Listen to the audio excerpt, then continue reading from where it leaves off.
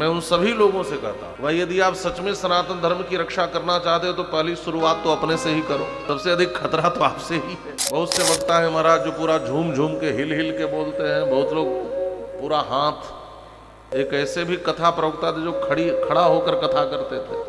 प्रसिद्धि पाने के लिए तो लोग व्यासपीठ को भी महाराज बिगाड़ करके रख दिया। और आजकल वक्ता बनने के लिए भी लोग महाराज अब शास्त्राध्ययन नहीं करते। आजकल विद्यार्थी भी आते हैं ना तो कहते हैं कि महाराज जी वो चिन्ह लगा दीजिए कि कौन कौन जरूरी श्लोक है, और बाकी वो तो हारमोनियम सीखने जाते हैं। बहुत से ऐसे भी वक्ता हैं जो आरंभ से अंत तक कभी भागवत की हिंदी भी नहीं पढ़े होते, भागवत के पात्रों का नाम शुद्ध उच्चारण नहीं करते।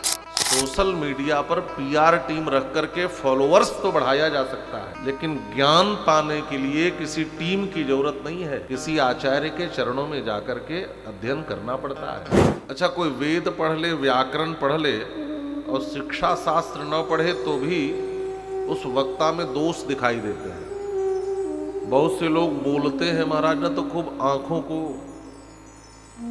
आंखों का संचालन करते हैं, खूब आंख मरोड़ते हैं।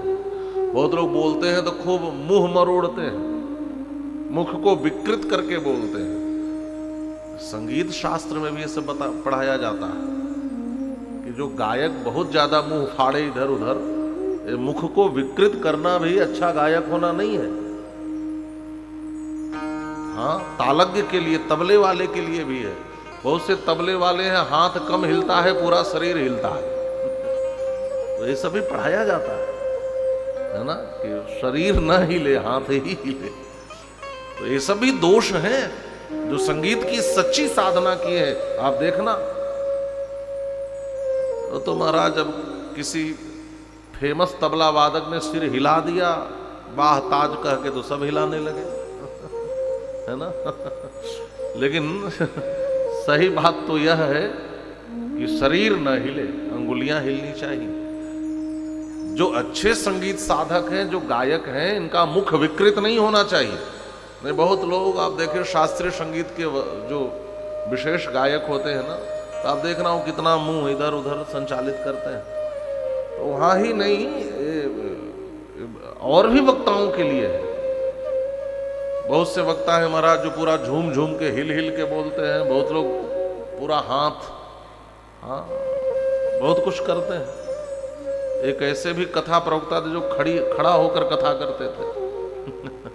अब तो नहीं रहे, इसलिए नाम लेने का कोई मतलब नहीं है। है ना, रामायण के पात्र के नाम पर ही अपना नाम रखा था, तो उछल कूद कर ये कथा करते थे। तो महाराज आजकल प्रसिद्ध होने के लिए लोगों को जो करना पड़े करें। प्रसिद्धि पाने के लिए तो लोग व्यासपीठ को भी महाराज बिगाड़ करके रख दिए। कुछ वीडियोस वायरल हम लोग देखते हैं, कुछ लोग तो इसी पे खड़ा होकर के नाचना शुरू कर दिए।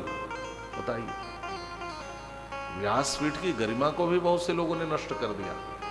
तो ये सब जो प्रसंग हैं वह बताते हैं कि वक्ता में कौन से गुण होने चाहिए। और आजकल वक्ता बनने के लिए भी लोग महाराज अब शास्त्राध्ययन नहीं करते। आजकल विद्यार्थी भी आते हैं ना तो कहते हैं कि महाराज जी वो चिन्ह लगा दीजिए कि कौन कौन जरूरी श्लोक है ना, और बाकी वो तो हारमोनियम सीखने जाते हैं। क्यों? क्योंकि उनको यह बात समझ में आ गई है कि लोग कथा कहाँ सुनते हैं, लोग तो संगीत ही सुनते हैं। और हर 5 मिनट के बाद वो पैड और तबला वाले खूब झूम झूम के बजाएं और नाचे, यही कथा हो गई है।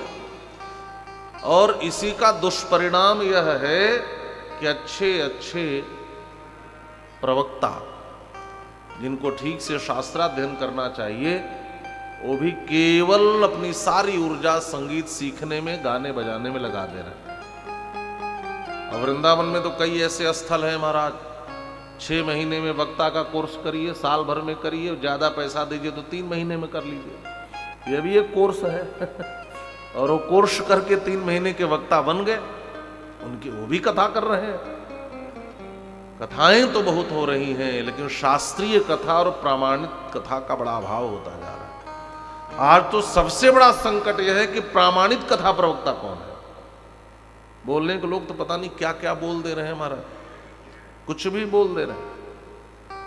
बाद में तो कभी कभी बड़ी कठिनाई होती है कि हम लोग कहीं जाते हैं तो लोग कहते हैं कि महाराज जी आप तो ऐसा नहीं बोले, फलाने वक्ता ने तो ऐसा बोला था। तो हमने कहा कि हम तो वही बोलते हैं जो शास्त्र में लिखा है। अब जिन्होंने बोला है उनसे जाकर पूछिए को कहां से बोल रहे हैं, है ना। कुछ भी।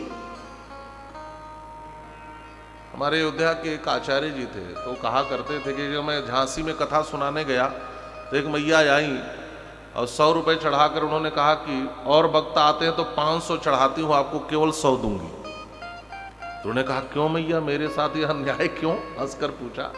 तो कहे कि आपने नाई वाली कथा नहीं सुनाई, धोबी वाली कथा नहीं सुनाई, उठा पटक वाली कथा नहीं सुनाई, पहलवान वाली कथा नहीं सुनाई, है ना। तो कहते कहते अयोध्या के रामायण मेला के मंच पर रो पड़े कि लोगों ने व्यासपीठ पर बैठकर कथाओं के नाम पर इतना उल जलूल उदाहरण सुना दिया है, लोक कथाएं सुना दी है कि जो आजकल शुद्ध शास्त्रीय कथा ना सुना हो उसको तो लगेगा कि यही असली कथा है, यही असली भागवत है, यही असली रामायण है। और यही चीजें हो रही हैं। एक जगह मैं श्रीमद् भागवती कथा में बता रहा था कि सुदामा जी सीधे प्रवेश करके और भगवान श्री कृष्ण जिस महल में रहते थे वहां चले गए कि वाह महाराज आपने तो बताया ही नहीं और ये भी नहीं गवाया, अरे द्वारपालों कन्हैया से कह दो। तो हमने कहा कि आपने भागवत कभी पढ़ी है? कहा पढ़ी नहीं है, लेकिन सब वक्ता तो यही सुनाते हैं। तो हमने कहा कि कम से कम कथा सुनने से पहले एक भागवत खरीद लाइए। और संस्कृत का बोध नहीं है तो आजकल तो गीता प्रेस ने इतना बड़ा उपकार कर दिया है, संस्कृत और हिंदी दोनों उसमें लिखी रहती है, ऊपर संस्कृत का श्लोक नीचे उसकी हिंदी। और आप पढ़ करके मुझे बताना कोई भी भागवत की पुस्तक जिसमें लिखा हो कि सुदामा जी को द्वारपालों ने रोका है। अब गीत लिखने वाले तो कुछ भी लिख सकते हैं। अच्छा, दर पे सुदामा गरीब आ गया है यहां तक तो ठीक है, लेकिन सखा बदनसीब आ गया है। तीनों लोगों का ईश्वर बैठकर जिस सुदामा के श्री चरण धुल रहा है उसको बदनसीब कहने का अधिकार आपको किसने दिया? बदनसीब माने दुर्भाग्यशाली होता है। मैं कहता हूं सुदामा होना आसान नहीं है। आप सुदामा बन जाओ तो एक दिन तीनों लोगों का ईश्वर बैठकर आपके श्री चरण धुलेगा महाराज। 4 विशेषण है सुदामा जी के। कृष्णस्यासीत सखा कश्चित ब्राह्मणो ब्रह्मवित्तमः विरक्त इंद्रियार्थेषु प्रशांत आत्मा जितेंद्रिय। सुदामा जी कौन है? ब्रह्मवित्तम, इंद्रियार्थों से विरक्त है, प्रशांत आत्मा है, जितेंद्रिय है। यह होना आसान है क्या?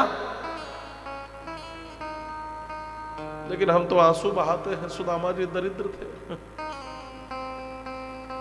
दरिद्र नहीं थे, गरीब थे, निर्धन थे, दरिद्र नहीं थे महाराज। और यह निर्धनता उनके स्वाभिमान के कारण है। 10,000 विद्यार्थियों को नित्य विद्याध्ययन कराते थे, लेकिन निःशुल्क पढ़ाते थे, शुल्क नहीं लिया करते थे। मूल बात यह है कि आजकल जो मूल कथाएं हैं वो खोती जा रही हैं। और विडंबना यह है कि बहुत से लोग हैं जो अभी वो कभी, बहुत से ऐसे भी वक्ता हैं जो आरंभ से अंत तक कभी भागवत की हिंदी भी नहीं पढ़े होते। भागवत के पात्रों का नाम शुद्ध उच्चारण नहीं करते। प्रहलाद जी के पिताजी का नाम क्या था? बोलो बोलो, पता है किसी को? क्या था? हैं? अब यही विडंबना है। और अच्छे अच्छे वक्ता भी यही कहते हैं। कुछ हिरण्य कश्यप कहते हैं, कुछ हिरण्य कश्यपु कहते हैं, कुछ हिरण्या कश्यप कहते हैं, जबकि नाम क्या है? हिरण्य कशिपु। शुद्ध नाम है हिरण्य कशिपु।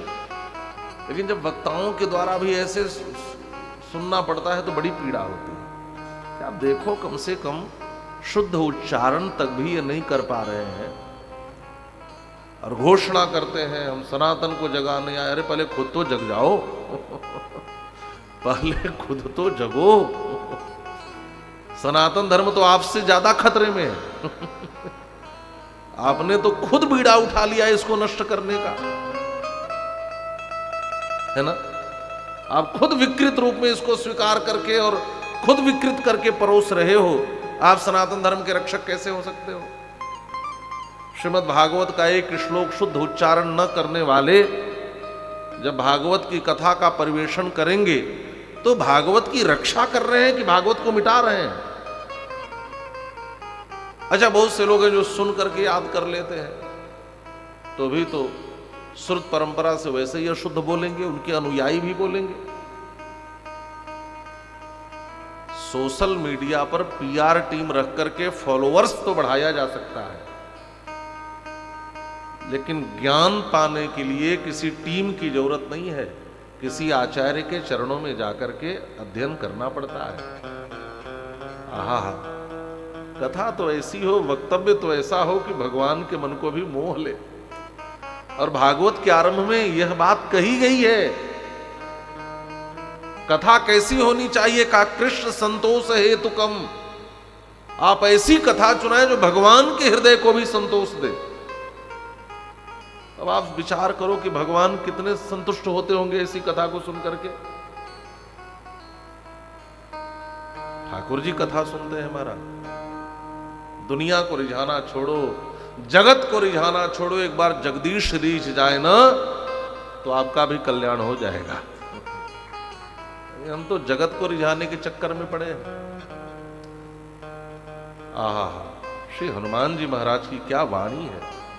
राम जी कहते हैं, भैया न मुखे नेत्रयोश्चापि ललाटे च भ्रूस्तथा अन्येष्वपि च सर्वेषु दोषः संविदितः क्वचित्। अच्छा, हम लोगों के पास भी आते हैं लोग, कहते हैं महाराज जी ये भजन गवाइए। हमने कहा कि देखो जो मुझे रुचेगा वह मैं गवाऊंगा, ठीक है। अब लोग अरे अरे मेरी जान है राधा। राधा तुम्हारी जान कैसे हो गई आप बताओ। हमें तो ऐसे भजन स्वीकार्य नहीं है। कम से कम जो उसके बोल हो वह तो मर्यादित हो। बहुत से ऐसी चीजें हैं जो मैं जब यहां बैठ करके ज्यादा कहना तो नहीं चाहता, लेकिन चूंकि यहां पर यह प्रसंग आ गया इसलिए इतनी बातें आ गई हैं।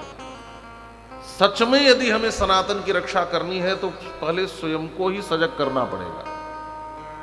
और मैं उन सभी लोगों से कहता हूं, भाई यदि आप सच में सनातन धर्म की रक्षा करना चाहते हो तो पहली शुरुआत तो अपने से ही करो। सबसे अधिक खतरा तो आपसे ही है ना। पहले आप तो ठीक से इसका बोध कर लो। सनातन धर्म की रक्षा का तात्पर्य यह है कि सनातन धर्म के मूल सिद्धांतों को पहले अपने जीवन में अपनाओ। यह सनातन धर्म की रक्षा है। ये माइक पर भाषणबाजी अलग बात है, हम उसके मूल बिंदुओं को अपने जीवन में उतारें। हमें पता ही नहीं है, सनातन का कुछ अता पता नहीं है, हिंदुत्व का कुछ अता पता नहीं है, और हम रक्षा का दायित्व लेकर घूम रहे हैं। तो पहले इसका ठीक से बोध होना चाहिए।